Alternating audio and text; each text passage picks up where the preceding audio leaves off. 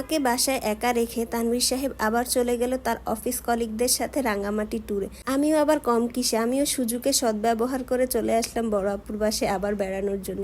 Hello everyone, I hope সবাই ভালো আছেন। আমি আল্লাহর মতো অনেক ভালো আছি। Welcome back to my another new blog. আপুদের বাসা থেকে বেড়ানো শেষ হওয়ার পরে বাসায় গেলাম মাত্র 2 দিন হলো, তারপরও আবার চলে আসতে হলো আপুদের বাসায়, কারণ তানভীর হচ্ছে অফিস ট্যুরে যাবে, তাই আমি একা বাসায় থাকতে পারবো না। তো সকালবেলা ঘুম থেকে উঠে নাস্তা করা শেষ হয়ে গেছে, আর তানভীরও হচ্ছে আমার বাসাটা গুছিয়ে দিছিল, তাই বাসা আজকে গুছানোর প্যারা নাই। জাস্ট হচ্ছে গাছগুলাকে ঘর থেকে নিয়ে এসে এখন কয়েকটু পানি স্প্রে করব, যেহেতু বাসায় থাকবো না অনেক দিন, তাই গাছগুলোর তো একটু যত্ন নেওয়া হবে না, তাই ভাবতেছি স্প্রে করে এবং পানি দিয়ে তারপরে বাসা থেকে যাব। এর আগে হচ্ছে আমি কিছুদিন বাসায় ছিলাম না, তখন গাছগুলোর অবস্থা খুবই বাজে হয়ে গেছে, তাই এই 2 দিন যেহেতু সময় পাইছি ভাবতেছি এগুলার একটু যত্ন নেই, তাই সবগুলা গাছকে বারান্দায় নিয়ে আসছি, এনে হচ্ছে রোদের মধ্যে রাখছি এবং গাছগুলোতে পানি স্প্রে এবং গোড়ায় হচ্ছে ভালো করে পানি দিয়ে নিচ্ছি, যেহেতু আবার 2 দিনের জন্যও থাকতে পারবো না, তাই ভালো করে এগুলার যত্ন নিতেছি। তো প্রত্যেকটা গাছই হচ্ছে ধুলা ময়লা একবারে যাতা অবস্থা। আমাদের বাসা নিচতলা হলেও গাছগুলা অনেক ময়লা হয়, তো গাছগুলোয় পানি স্প্রে ট্রে করে এখন চলে আসলাম আমি রান্নার কাছে। আজকে বাসায় একটু খাসির মাংস ছিল, সেটাই হচ্ছে রান্না করবো, আর বেশি কিছু করব না। তো এদিকে আমি খাসির মাংসগুলো নামিয়ে রেখেছি, নামিয়ে সুন্দর করে ধুয়ে পরিষ্কার করে নিয়েছি। এখন হচ্ছে আমি খাসির মাংসগুলোকে একটু ম্যারিনেট করব। মাংসগুলোকে ম্যারিনেট করার জন্য আমি স্পেশাল কোনো মশলা ব্যবহার করতেছি না, বাসায় আমাদের রেগুলার যে মশলাগুলাই আছে সেগুলাই হচ্ছে দিব। তো প্রথমেই হচ্ছে আমি পরিমাণ মতো হচ্ছে একটু রসুন বাটা এবং আদা বাটা দিয়ে দিতেছি, যেহেতু মাংসের পরিমাণ একটু কম তাই হচ্ছে ওই হিসাব করেই দিতেছি আমি। আর খাসির মাংস তো একটু স্মেল থাকে, তাই হচ্ছে যে একটু ভালোভাবে এটাকে ম্যারিনেট করে রাখতে হবে। তো আমি এখানে অল্প পরিমাণের একটু পেঁয়াজ দিব, আর বাকিটা হচ্ছে রান্নার কাজে দিব, তাই এখানে খুবই কম ব্যবহার করছি। আর এখানে হচ্ছে গুঁড়া যাবতীয় মশলাগুলো সব দিয়ে দেবো, হলুদ গুঁড়া, মরিচ গুঁড়া, ধনিয়ার গুঁড়া, জিরার গুঁড়া এবং লবণ দিয়ে ভালো করে এটাকে আমি এখন মেখে নিব। তবে এখানে টক দই দিলে বেশ ভালোই লাগতো, কিন্তু আমার বাসায় যেহেতু টক দই ছিল না, তাই হাতের কাছে যেই মশলাগুলো আছে সেগুলো দিয়েই ম্যারিনেট করব।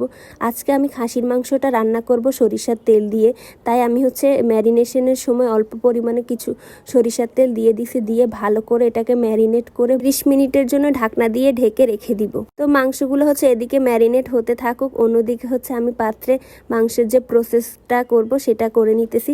তো প্রথমে হচ্ছে আমি একটা কড়াইয়ের মধ্যে পরিমাণ মতো সরিষার তেল দিয়ে দিতেছি। সরিষার তেল দিয়ে যদি মাংস রান্না করা হয়, সে মাংস যে এত মজা হয় সেটা আমি জানতাম না, যেহেতু আজকে প্রথমবার ট্রাই করতেছিলাম, তো আমার কাছে বেশ ভালোই লাগছিল। তো এখানে আমি হচ্ছে বাকি কেটে রাখা পেঁয়াজগুলা দিয়ে দিতেছি, দিয়ে পেঁয়াজগুলাকে 2 মিনিট পর্যন্ত এটাকে ভাজতে থাকবো, বেশি লাল করব না, জাস্ট একটু হালকা নরম হয়ে আসলেই হচ্ছে পেঁয়াজগুলোর মধ্যে আমি গোটা গরম মশলা দিয়ে দিব। আর যেহেতু মাংস রান্না করতেছি তাই পেঁয়াজ অত না ভাজলেও হবে। তো এখানে আমি হচ্ছে পেঁয়াজটা 2 মিনিট ভেজে এর মধ্যে গোটা গরম মশলাগুলো দিয়ে দিয়েছি। তো এখানে 3টা আমি এলাচ দিয়েছি, 3টা লবঙ্গ, 2 ফালি দারচিনি এবং একটা হচ্ছে তেজপাতাকে কেটে আমি এটাকে একটু 2 মিনিট পর্যন্ত ভাজবো। এরপর আমাদের ম্যারিনেট করা যে মাংসটা আছে সেটা দিয়েই হচ্ছে এখন আমরা রান্না করতে থাকবো। আর আমি এইটা একটু নতুনভাবে রান্না করার চেষ্টা করতেছিলাম, তো এইভাবে রান্না করে দেখে না বেশ মজাই হয়েছে এবং আমি সাকসেসফুল হয়েছি। আমি মাংসটাকে প্রায় আধা ঘন্টার পর্যন্ত শুধু কষিয়েছিলাম, তেমন কোনো পানি দেইনি, মাংসের পানি দিয়ে যা হয়েছে সেটাই হচ্ছে আমি কষাইতেছিলাম। জাস্ট হচ্ছে লাস্টে একবার পানি দিছি, আর সেটা দিয়ে হচ্ছে আমি সম্পূর্ণ মাংসটাকে রান্না করছিলাম।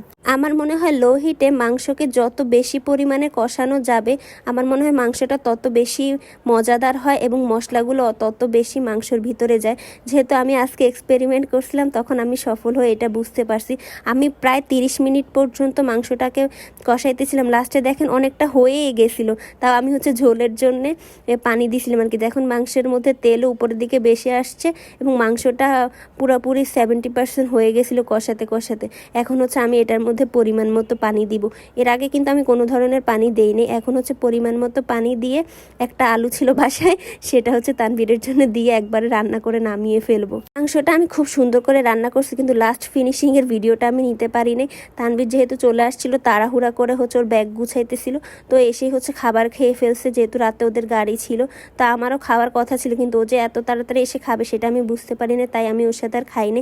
তানভীর রাতে অফিস থেকে এসেই হচ্ছে ওর ব্যাগপত্র গুছাইতেছে, আর এদিকে আমিও আমার জামা কাপড় গুছিয়ে ফেলছি আপুদের বাসায় যাওয়ার জন্য।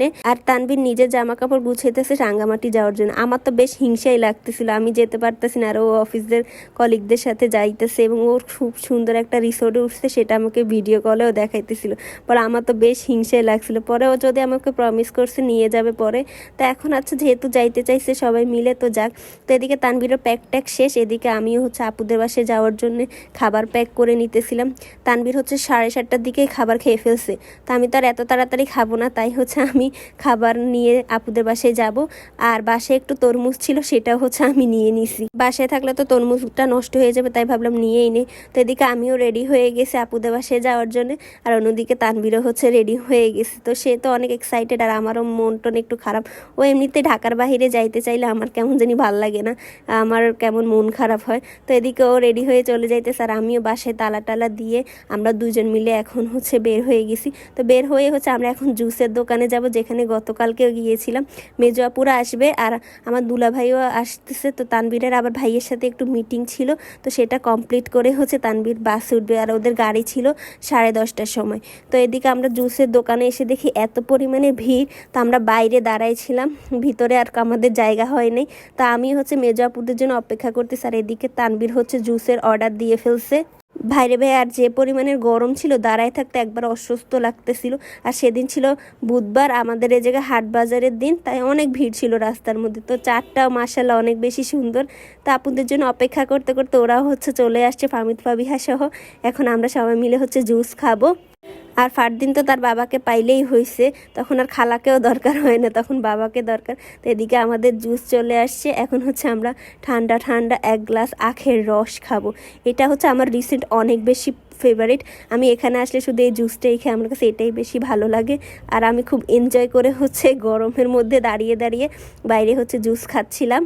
তো এদিকে হচ্ছে খাওয়া দাওয়া শেষ, তানভীরেরও গাড়ির সময় হয়ে গেছে, সেও হচ্ছে চলে যাইতেছে। ওই যে তানভীর চলে যাইতেছে আমাকে বিদায় দিয়ে। তা আমি হচ্ছে বড় আপুর বাসায় চলে আসছি, এবং আমাকে দেখে জারামণি তো মহা খুশি। তো এটাই ছিল আমাদের আজকের ভিডিও। আশা করছি ভিডিওটা আপনাদের সবার কাছে ভালো লেগেছে। সবাই ভালো থাকবেন, সুস্থ থাকবেন, আর আমাদের জন্য দোয়া করবেন। আল্লাহ হাফেজ।